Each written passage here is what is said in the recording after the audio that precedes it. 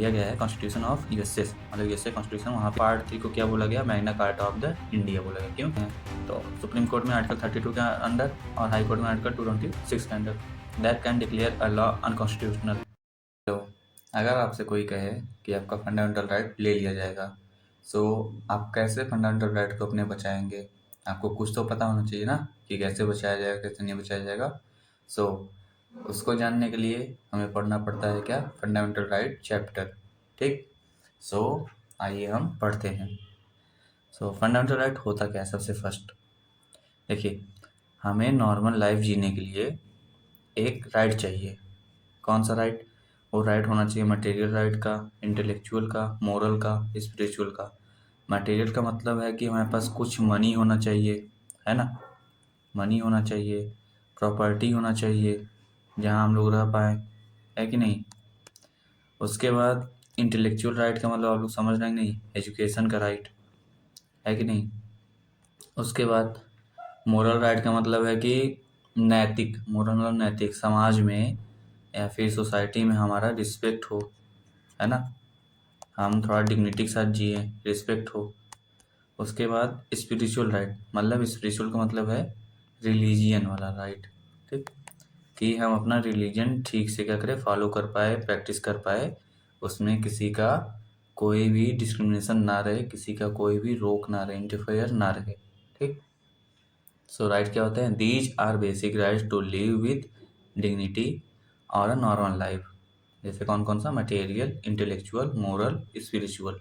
Okay, next क्या है? Fundamental right mean for promoting the ideal of political democracy. ठीक, अब पॉलिटिकल डेमोक्रेसी का मतलब है right to vote, right to vote. जैसे यहाँ पे हमें यहाँ के जो पॉलिटिक्स है उसमें हमें कुछ राइट मिले, राइट टू वोट, सबको एक बराबर का वोट देने का अधिकार मिलना चाहिए, है ना। फंडामेंटल राइट इसी को प्रमोट करता है। उसके क्या करता है कि they prevent the establishment of the authoritarian and despotic rule of the country. मतलब वो क्या रोकते हैं फंडामेंटल राइट, कि अथॉरिटेरियन और डिस्पोटिक मतलब जो डिक्टेटर वाला होता है, डिक्टेटर वाला, ये सब क्या होगा, रोकना चाहिए इन सब गवर्नमेंट को बनने से। फंडामेंटल राइट इन सबको रोकता है कि कोई डिक्टेटर ना बने। नेक्स्ट देखिए, ये किसके किसके अगेंस्ट होता है? देखो, also protect the liberties and freedom of the people against invasion by the state. जब स्टेट इन्वेजन करता है किसी इंडिविजुअल के राइट पर, तो उससे प्रोटेक्ट करता है ये फंडामेंटल राइट। ठीक, उसके बाद ये क्या करता है कि they establishing a government of law not a man. ठीक, कि ये क्या स्टेब्लिश करते हैं, जो सरकार है वो लॉ का रहे, नियम का रहे, कानून का रहे, ना कि आदमियों का, नॉट अ मैन। ठीक, अब ये लिया कहाँ गया था, कहाँ से लिया गया है? लिया गया है कॉन्स्टिट्यूशन ऑफ यूएसए से, मतलब यूएसए कॉन्स्टिट्यूशन, वहाँ पे एक सेक्शन है bill of rights, bill of rights नाम का सेक्शन है, वहाँ से लिया गया है ये। पार्ट 3 ऑफ द कॉन्स्टिट्यूशन में है, आर्टिकल 12 टू 35 के बीच में है ना। उसके बाद इसे क्या बोलते हैं? Magna carta of the India बोलते हैं। अब Magna carta of India, Magna carta था क्या, ये तो पता होना ही चाहिए। इंग्लैंड का जो राजा था वो एक बार एक आर्टिकल इशू किया था मैग्ना कार्टा के नाम से। ठीक है, सो उसमें क्या लिखा था कि उसके जनता को कुछ राइट मिलना चाहिए, right to life, right to move, ठीक, राइट टू ट्रेड, ये सब राइट था उस मैग्ना कार्टा में। सो उसी को देखते हुए यहाँ पे क्या बोला, पार्ट 3 को क्या बोला गया, Magna carta of the India बोला गया। क्यों? क्योंकि इसमें क्या है, फंडामेंटल राइट है। ठीक, अब देखिए राइट कितने टाइप के होते हैं। पहले तो अपने कॉन्स्टिट्यूशन में 7 राइट थे, ये सातों, लेकिन बाद में क्या हुआ कि कॉन्स्टिट्यूशनल अमेंडमेंट 44 के अंडर 1978 में क्या हुआ, इसे डिलीट कर दिया गया, राइट टू प्रॉपर्टी को।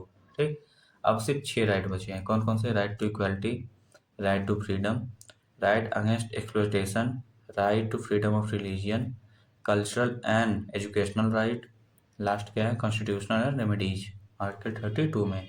ठीक, ये बहुत ही अच्छा पार्ट है constitution and right to constitutional remedies. इसे डॉक्टर भीमराव अम्बेडकर ने क्या बोला है, सॉल ऑफ द कॉन्स्टिट्यूशन। ठीक है, सो नेक्स्ट क्या है, देखिए अब हम फंडामेंटल राइट कब से कर रहे हैं, तो उसका कुछ फीचर भी होगा, है कि नहीं। सो ये फीचर क्या क्या हम देखते हैं। फीचर है कि ये कुछ सिटीजन के लिए अवेलेबल है और बाकी सबके लिए अवेलेबल है। जो अपने यहाँ के सिटीजन हैं उनके लिए मतलब कुछ स्पेशल अवेलेबल है, बाकी कुछ सिटीजन के लिए अवेलेबल है जो एक्स्ट्रा है, वो नॉर्मल पीपल के लिए भी अवेलेबल है, ठीक है।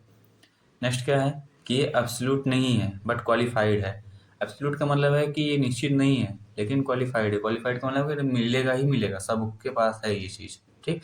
सरकार क्या है कि ये रिजनेबल रिस्ट्रिक्शन लगा के इसको कभी कभी ले सकता है फिर वापस दे देगा, इसलिए एब्सोल्यूट नहीं है लेकिन क्वालिफाइड है, ठीक है। नेक्स्ट क्या है कि ये किस अगेंस्ट में होता है कि available against arbitrary action of the state. State के आर्बिट्रेरी एक्शन के अगेंस्ट में ये अवेलेबल रहता है। और कभी कभी क्या होता है प्राइवेट इंडिविजुअल के भी अगेंस्ट में रहता है। जैसे प्राइवेट कंपनियों में कोई काम कर रहा है, उनका फंडामेंटल राइट प्राइवेट कंपनियां लेने लगती हैं ना, जब छीनने लगती हैं तो उनके अगेंस्ट भी ये काम करता है। तो आप सुप्रीम कोर्ट या फिर हाई कोर्ट जा सकते हैं आर्टिकल 32 के अंडर या फिर आर्टिकल 226 के अंडर हाई कोर्ट से, ठीक। नेक्स्ट क्या है, सम ऑफ देम आर निगेटिव, कुछ निगेटिव होते हैं और कुछ क्या होते हैं पॉजिटिव इन नेचर, ओके। फिर क्या है कि ये जस्टिसिएबल है, मूव टू कोर्ट। मतलब ये जस्टिसिएबल का मतलब है कि आपका कोई राइट ले रहा है तो आर्टिकल 32 के अंडर क्या करेंगे, सुप्रीम कोर्ट में आप जा सकते हैं। और आर्टिकल 226 के अंडर क्या कर सकते हैं, आप हाई कोर्ट में जा सकते हैं, ठीक। उसके बाद क्या है, they are guaranteed by supreme court. जब आप आपका फंडामेंटल राइट कोई लेगा तो गारंटी कौन देगा, सुप्रीम कोर्ट। नेक्स्ट क्या है, they are not sacrosanct. Sacrosanct का मतलब क्या है कि पवित्र नहीं है। पवित्र का मतलब है कि ये परमानेंट नहीं है कि आपको मिल मतलब ये जो आप पा गए बस उतना ही है, उसमें बदलाव नहीं हो सकता है, हो सकता है, ठीक है। परमानेंट या फिर सैक्रोसैंक्ट नहीं है। पार्लियामेंट कैन कर्टेल और repeal them by constitutional amendment without affecting basic structure, ठीक है। पार्लियामेंट क्या कर सकता है, इसको ले सकता है या फिर अमेंड कर सकता है लेकिन बेसिक स्ट्रक्चर को बिना इफेक्ट पहुंचाए, ठीक। इसीलिए क्या है, सैंक्रोसैंक्ट नहीं है और परमानेंट भी नहीं है। उसके क्या है कि ये जो नेशनल इमरजेंसी होता है इसके दौरान क्या होगा, during national emergency they are suspended, ठीक है। वो सस्पेंड हो सकते हैं लेकिन किसको छोड़ के, आर्टिकल 20 और आर्टिकल 21 को छोड़ के, राइट टू लाइफ को छोड़ के ना, कि राइट टू लाइफ भी ले लेंगे तो अब तो वो इंसान मर ही गया, फिर रहा क्या उसके पास, है कि नहीं। सो आर्टिकल 20 और 21 को छोड़ के बाकी नेशनल इमरजेंसी के ड्यूरिंग क्या हो सकता है, सस्पेंड किया जा सकता है। सो चलिए शुरू करते हैं हमारा फर्स्ट फंडामेंटल राइट का आर्टिकल, कौन सा, आर्टिकल 12। अब इसमें क्या है कि डेफिनेशन ऑफ स्टेट है कि स्टेट क्या होता है, ठीक। किसे स्टेट बोल सकते हैं हम लोग। सो देखिए, government and parliament of India that is executive and legislative organ of the union government. देखिए, जिसके पास एग्जीक्यूटिव और लेजिस्लेटिव दोनों ऑर्गन होंगे वो उन्हें क्या बोलोगे, स्टेट बोलोगे। स्टेट का मतलब ये नहीं है कि ये एक पर क्या कहते हैं बाउंड्री उसके अंदर लोग हैं तो इन्हीं को स्टेट बोलोगे। जो रन कर रहा है एक पर्टिकुलर अपना ऑर्गेनाइजेशन उसे भी स्टेट बोलोगे, ठीक है। जैसे गवर्नमेंट है या फिर पार्लियामेंट, इन दोनों को भी स्टेट बोलोगे, ठीक। देखिए, government and legislature of state that is executive and legislative organ of the state government, ठीक है। गवर्नमेंट और लेजिस्लेचर ऑफ स्टेट क्या है, executive legislative organ of the state of government है तो स्टेट को भी स्टेट ही बोलोगे जो अपना मतलब राज्य वाला है। उसके बाद all local authority that is municipality, panchayat, district boards, इन सबको भी क्या बोलोगे, इम्प्रूवमेंटल, इन सबको भी बोलोगे स्टेट, ठीक है। क्योंकि इनके पास भी एक क्या है, परमानेंट ऑर्गेनाइजेशन है, ठीक है। ये एक रन कर रहे हैं पर्टिकुलर चीज़ों को, इनके पास इकोनॉमिक पावर भी है इनके खुद के ऑर्गेनाइजेशन में, ठीक है। एग्जीक्यूटिव लेजिस्लेटिव सब पावर है इनके पास। नेक्स्ट क्या है कि उसके बाद और कौन कौन से अथॉरिटी है, स्टेचुटरी हो गया या फिर नॉन स्टेचुटरी हो गया, जैसे LIC, ONGC, FECL, ये सभी क्या है, स्टेट है, ठीक। अब सुनिए, according to supreme court even private body और an agency working as a instrument of state, ठीक है। क्या है, इंस्ट्रूमेंट ऑफ स्टेट की तरह ये लोग वर्क कर सकते हैं, ठीक है। सो नेक्स्ट देखिए, आर्टिकल 13। आर्टिकल 12 में क्या था, डेफिनेशन ऑफ स्टेट, ठीक। आर्टिकल 13 में क्या है, all laws that are inconsistent with or in derogation of the any of the fundamental rights shall be void, ठीक है। मतलब क्या है कि फंडामेंटल राइट पे कोई लॉ बनाया जा रहा है, ठीक, जिसमें पार्लियामेंट क्या करे कि क्या करे, एक्रोचमेंट कर दे, ठीक है। मतलब एक्रोचमेंट का मतलब है कि जैसे उस पर क्या करे कि हावी हो जाए एक इंडिविजुअल के फंडामेंटल राइट पे, तो वो लॉ क्या करे किया जाएगा, वाइड कर दिया जाएगा इसके अंडर में, आर्टिकल 13 के अंडर में, ठीक। इसमें क्या कहते हैं कि पहले उसे सुप्रीम कोर्ट या फिर हाई कोर्ट में ले जाया जाएगा उस लॉ को, तो उसमें क्या होगा, जुडिशियल रिव्यू होगा, डॉक्ट्रिन ऑफ जुडिशियल रिव्यू। तो आर्टिकल 13 में क्या है, डॉक्ट्रिन ऑफ जुडिशियल रिव्यू, ठीक। सो नेक्स्ट क्या है, देखिए अब मैंने बताया किसके किसके अंडर में ले जा सकते हैं, तो सुप्रीम कोर्ट में आर्टिकल 32 के अंडर और हाई कोर्ट में आर्टिकल 226 के under, that can declare a law unconstitutional and invalid on the ground of contravention of any of the fundamental right, ठीक है। देखिए फंडामेंटल राइट का कंट्रावेंशन जब होगा तो सुप्रीम कोर्ट या फिर हाई कोर्ट उस लॉ को अनकॉन्स्टिट्यूशनल या फिर इनवैलिड घोषित कर देगा, ठीक है, डिक्लेयर कर देगा। नेक्स्ट क्या है, permanent laws can enact by parliament और स्टेट लेजिस्लेचर। देखिए क्वेश्चन पूछता है कि परमानेंट लॉ कौन इनेक्ट करता है, तो पार्लियामेंट कर सकता है या फिर स्टेट लेजिस्लेचर कर सकता है, ठीक है, जो हमेशा परमानेंट बना रहेगा। और जो टेम्पररी लॉ होता है वो ऑर्डिनेंस के थ्रू आता है, कौन इशू करता है, प्रेसिडेंट या फिर गवर्नर इशू करते हैं, ठीक। ये कब होता है, हम प्रेसिडेंट और गवर्नर के चैप्टर में पढ़ेंगे, ठीक है। सो अभी बस इतना जान लीजिए कि परमानेंट लॉ कौन इशू करता है, पार्लियामेंट या फिर स्टेट लेजिस्लेचर, और टेम्परेरी लॉ कौन इशू करता है, ऑर्डिनेंस के थ्रू आता है, प्रेसिडेंट या फिर गवर्नर इशू करते हैं, ठीक। सो नेक्स्ट क्या है, देखिए article 13 can declare article 13 declare that constitutional amendment is not a law and hence can be challenge. जो कॉन्स्टिट्यूशनल अमेंडमेंट होता है वो लॉ नहीं है, आर्टिकल 13 में ये डिक्लेयर किया जा सकता है, तो उसे क्या किया जा सकता है, चैलेंज किया जा सकता है सुप्रीम कोर्ट या फिर हाई कोर्ट में। और ये कब हुआ था, देखिए जब केशवानंद भारती केस हुआ था 1973 में, है ना।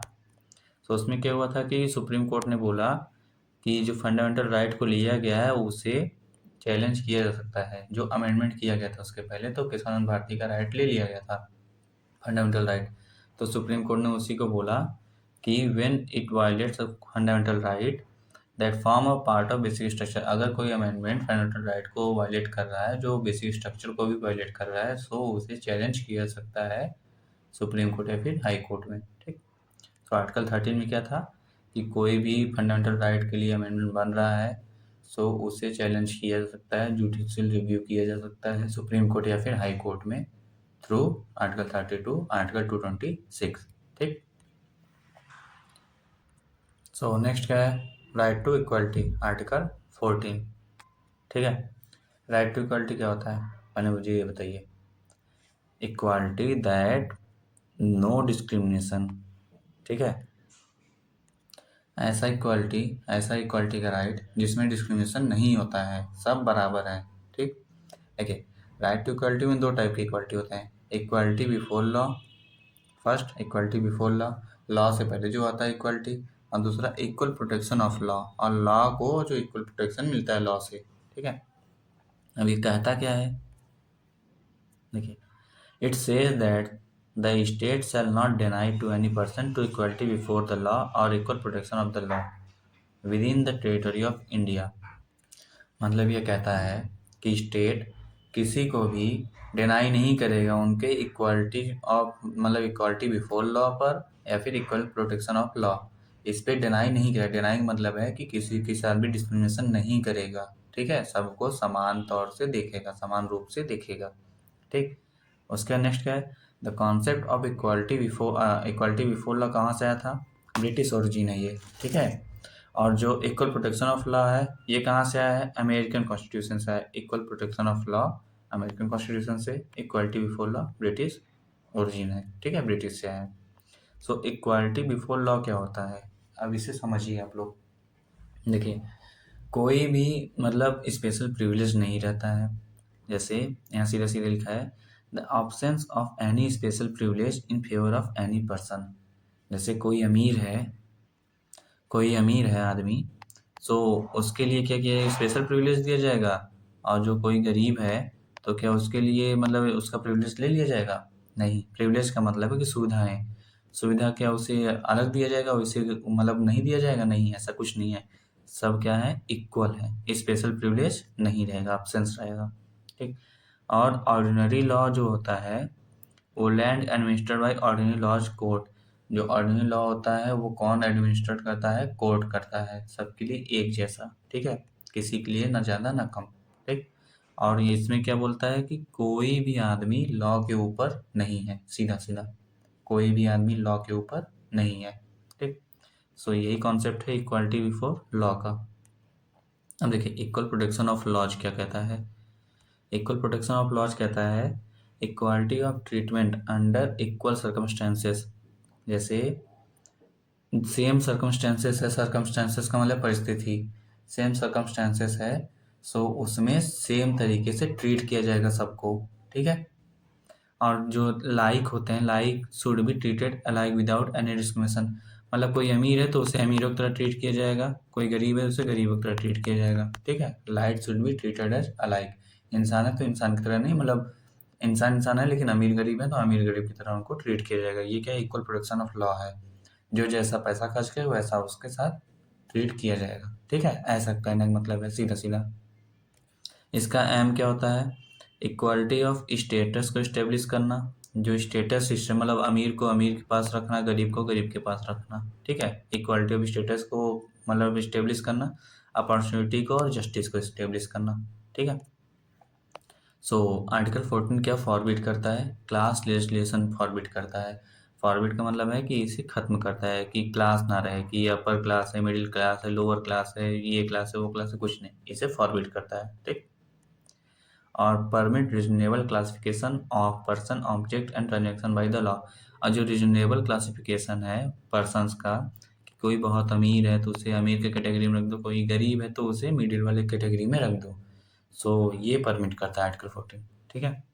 अब इसी में कॉन्सेप्ट आता है रूल ऑफ लॉ। इसमें क्या होता है कि एब्सेंस ऑफ आर्बिट्रेरी पावर। जैसे इसका सीधा सीधा कहने का मतलब ये है कि कोई भी आदमी तब तक पनिश नहीं किया जाएगा जब तक वो रूल ऑफ लॉ को ब्रीच ना किया हो। सीधा सीधा यही है।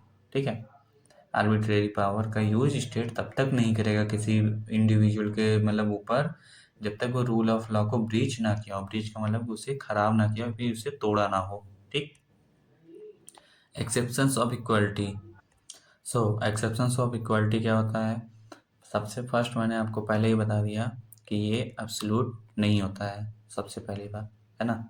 सो constitutional and other exception to it, मतलब कुछ कॉन्स्टिट्यूशनल और कुछ अदर एक्सेप्शंस हैं। वो एक्सेप्शंस किसके किसके लिए होती हैं ये देखिए। फर्स्ट, प्रेसिडेंट एंड गवर्नर के लिए होता है, आर्टिकल 361 में लिखे गए हैं। कौन कौन से एक्सेप्शंस हैं, देखिए ये एंसरेबल नहीं कोई भी कोर्ट में जब ये अपने एक्सरसाइज मतलब टर्म को एक्सरसाइज करें और फिर परफॉर्मेंस में हो। ठीक है, ये आंसरेबल नहीं है, कुछ भी कर सकते हैं। और नो क्रिमिनल प्रोसीडिंग, इनके लिए कोई क्रिमिनल प्रोसीडिंग नहीं होगा। कब तक नहीं होगा, जब ये क्या है कि ऑफिस ऑफ टर्म के मतलब ऑफिस ऑफ टर्म में हो अपने। और इनके लिए कभी भी इम्प्रीजमेंट के लिए ये इशू ऑफ अरेस्ट वारंट नहीं इशू किया जा सकता है कोर्ट से, जब ये ऑफिस ऑफ मतलब अपने ऑफिस ऑफ टर्म में होते हैं। ठीक है। और उसके बाद इनके लिए नो सिविल प्रोसीडिंग भी होता है। ठीक है, कोई सिविल प्रोसीडिंग नहीं होता है। सो कौन कौन से होते हैं, ये आंसरेबल नहीं होते हैं, क्रिमिनल प्रोसीडिंग नहीं हो सकता है, और अरेस्ट वारंट नहीं इशू किया जा सकता है, और नो सिविल प्रोसीडिंग कब तक, जब तक ये ऑफिस ऑफ टर्म में होते हैं अपने। ठीक है, ऑफिस को प्रैक्टिस कर रहे हों। उसके बाद no member of parliament shall be liable to any proceeding in the court, मतलब आर्टिकल 105 के थ्रू और आर्टिकल 194 स्टेट लेजिस्लेचर। इसमें क्या है कि कोई भी मेंबर जो होता है पार्लियामेंट का, फिर मेंबर होता है स्टेट लेजिस्लेचर का, वो सब क्या है कि कोई भी क्रिमिनल प्रोसीडिंग उनके दौरान नहीं किया सकता, मतलब जब वो पार्लियामेंट में या फिर स्टेट लेजिस्लेचर में अपना बैठ के मीटिंग को देख रहे हों। ठीक है। उसके बाद फॉरेन सोवरिन एम्बेसडर जो होते हैं फिर डिप्लोमेट होते हैं, वो इम्यूनिटी इंजॉय करते हैं, कौन सा, क्रिमिनल और सिविल प्रोसीडिंग का। जो फॉरेन एम्बेसडर होते हैं या फिर डिप्लोमेट होते हैं वो इम्यूनिटी एंजॉय करते हैं, कौन कौन सा, क्रिमिनल एंड सिविल प्रोसीडिंग का। इनके ऊपर भी क्रिमिनल और सिविल प्रोसीडिंग नहीं किया सकता है, अगर इनके ऊपर अटैक हो गया तो वो मार सकते हैं किसी को। ठीक है। और जो यूएनओ या फिर उसके एजेंसी होते हैं वो डिप्लोमेटिक इम्यूनिटी को एंजॉय करते हैं। ठीक। सो अब नेक्स्ट हमारा है आर्टिकल 15। हम उसे देखेंगे पार्ट सेकंड में। पार्ट सेकंड में हम पूरा कंप्लीट कर देंगे फंडामेंटल राइट को। सो आप लोग कोऑपरेट करिए, ठीक है। और मैंने बहुत सारे चैप्टर को पढ़ा के रखा है, आप लोग जाइए, मैं एक भी चीज़ें नहीं छोड़ रहा हूँ, ठीक।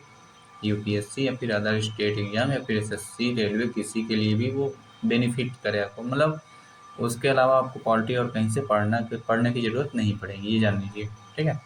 सो मिलते हैं अपने नेक्स्ट वीडियो में। Enjoy your self and enjoy your study, keep study.